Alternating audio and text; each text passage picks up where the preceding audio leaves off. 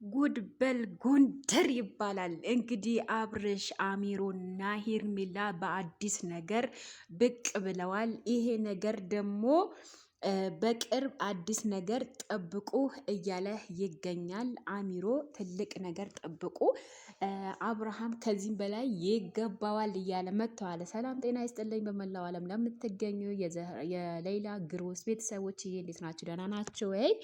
አለው ፈጣሪ ይመስገን። በነገራችን ላይ ጠፍቻለሁኝ አውቃለሁ፣ ይቅርታ ጠይቃለሁ። በዚሁ አጋጣሚ ላይክ፣ ሼር፣ ሰብስክራይብ እያደረጋችሁ ሀሳብ አስተያየታችሁ ኮሜንት ስራ አስቀምጡልኝ ውዶቼ። ያው ዳታ እያስቸገረኝ ስለሆነ ነው የጠፋሁት ዛሬ ቀን ሙሉ።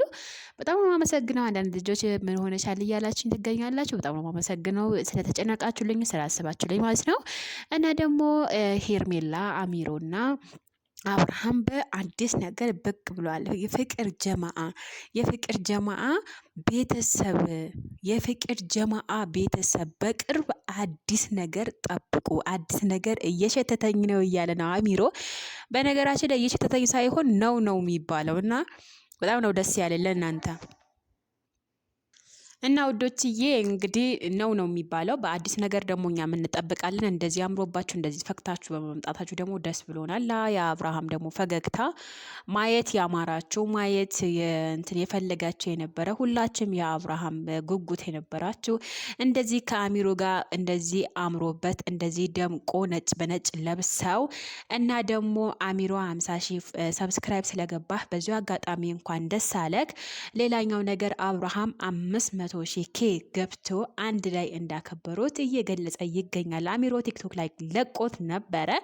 ነገር ግን እኔ አልሰራሁበትም። እንግዲህ አንዳንድ ጊዜ ዳታ ምን ታደርጉታላችሁ? ያው የሰው ቤት ነውና ስደት ዓለም ላይ ነው ያለሁት። ግዴታ ያው ዳታው ከሰራ ይሰራል፣ ካልሰራ ደግሞ ግዴታ 11 ሺህ ብር የኢትዮጵያ መሙላት ማለት በጣም ከባድ ነው።